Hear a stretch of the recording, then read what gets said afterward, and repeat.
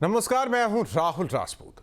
नेपाल में जनसे हिंसा के दौरान प्रदर्शनकारियों ने सिंह दरबार, सुप्रीम कोर्ट, राष्ट्रपति निवास समेत दर्जनों सरकारी निजी इमारतों में आग लगा दी। प्रदर्शनकारियों ने काठमांडू के सबसे ऊंचे हिल्टन होटल में आग लगा दी थी। हिंसक प्रदर्शनकारियों ने संसद भवन को भी निशाना बनाया। जिस संसद भवन को बनाने में करोड़ों रुपए और कई महीने का समय लगा, वहां अब हर तरफ बर्बादी के निशान दिख रहे हैं। देखिए नेपाल के संसद भवन से संवाददाता मधुरेंद्र की रिपोर्ट।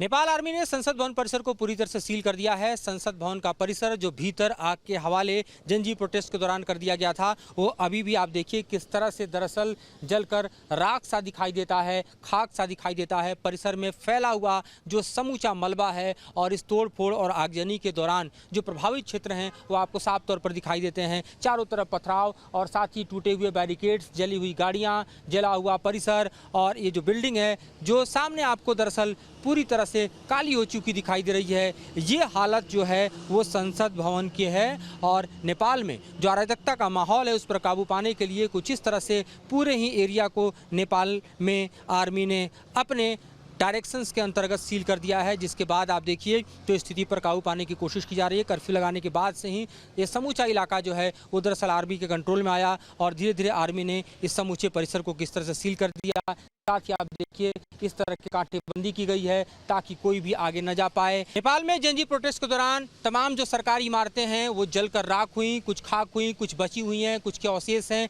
और कुछ जर्जर अवस्था में दिखाई दे रही हैं। लेकिन इन तमाम इमारतों को, चाहे वो सिंह द्वार हो या फिर पार्लियामेंट बिल्डिंग हो या फिर अन्य संस्थान हो जैसे कि सुप्रीम कोर्ट या फिर सेक्रेटेरिएट, ये सब अब सेना और पैरामिलिट्री के हवाले कर दिया गया है। और यहाँ पर भारी पैमाने पर जो है वो बटालियन की तैनाती दिखाई दे रही है जो किसी भी तरह की स्थिति से निपटने के लिए तैयार हैं, क्योंकि अभी भी छिटपुट कर इस तरह की हिंसक घटनाएं हो रही हैं। प्रदर्शन अभी भी काठमांडू के ही तमाम इलाकों में जारी है और खबरें आ रही हैं कि नेपाल के अलग अलग हिस्सों में भी युवाओं का प्रदर्शन जारी है, क्योंकि जब तक अंतरिम सरकार बन नहीं जाती तब तक इस तरह की घटनाएं जारी रहेंगी। ये आपको जो डिप्लॉयमेंट में दिखा रहा हूँ यहाँ पार्लियामेंट के पास दिखाई दे रहा है। काठमांडू स्थित आप देखिए नेपाल का पार्लियामेंट जो कि जनजीव प्रोटेस्ट के दौरान आग के हवाले हुआ, जलकर कुछ इस तरह से खाक और राख दिखाई दे रहा है। लेकिन यहाँ पर भारी पैमाने पर जो है अभी भी तैनाती जारी है ताकि आगे इस बिल्डिंग के ऊपर कोई और गुस्सा न फूटे, ताकि इस इमारत के भीतर जो कुछ बचा हुआ है उसे दरअसल संग्रहित किया जाए, उसे दरअसल बचाया जाए। यहाँ पर ये इमारत पूरी तरह से आपको दिखाई दे रही है। देखिए किस तरह से पुलिस के पिकेट और यहाँ पर जो सुरक्षा के जो इंतज़ाम पार्लियामेंट के होते हैं वो पूरी तरह से धराशायी दिखाई दे रहे हैं। प्रोटेस्ट के दौरान जिनका यहाँ पर हश्र हुआ है वो आप देख सकते हैं। यहाँ रिसेप्शन की जो बिल्डिंग है वो देखिए किस तरह से दरअसल पूरी तरह से जलकर आपको राख दिखाई दे रही है, खाक दिखाई दे रही है। कुछ इस तरह से टूटे हुए जो शीशे हैं और यहाँ के बैरिकेडिंग्स हैं वो दिखाई दे रहे हैं। ख़ास तौर पे आप देखिए तो पूरी की पूरी इमारत आपको यहाँ दिखेगी जो कि आग के हवाले की गई और कुछ इस तरह से जलकर काली हो चुकी है। यहाँ पर जो स्कैनर्स हैं इलेक्ट्रॉनिक वो जल चुके हैं और यहाँ पर आप देखिए तो जो पूरा का पूरा जो मलबा है वो इस कदर बिखरा आपको दिखाई दे रहा है। तो ये स्थिति दरअसल नेपाल के पार्लियामेंट की है और इस पार्लियामेंट के हालात को यहाँ देखकर आप समझ सकते हैं कि किन परिस्थितियों से गुजरते हुए जो है यहाँ से दरअसल उस वक्त लोग गए थे।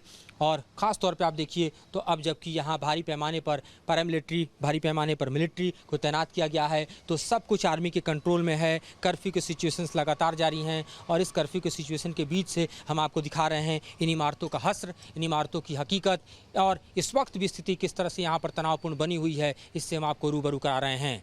हालांकि हम आपको बताएं कि कर्फ्यू में तब तक न ढील दी जाएगी जब तक हालात नियंत्रण में नहीं होते, ऐसा मुझे पुख्ता सूत्रों ने आर्मी के बताया है। लेकिन इस वक्त हम आपको एक एक बिल्डिंग, एक एक इमारत से रूबरू करा रहे हैं जहां पर हालात कुछ इस कदर दयनीय बने हुए हैं। पुलिस राकेश राउत के साथ मधुरेंद्र कुमार, काठमांडू। जहाँ भक्ति है हर शब्द में, कथाओं में छुपे हैं दिव्य रहस्य और ज्योतिष देता है जीवन को दिशा। धर्म से जुड़ी हर बातों को जानने के लिए हमारे चैनल स्तुति को सब्सक्राइब करें। चैनल पर जाने के लिए इस लिंक पर क्लिक करें।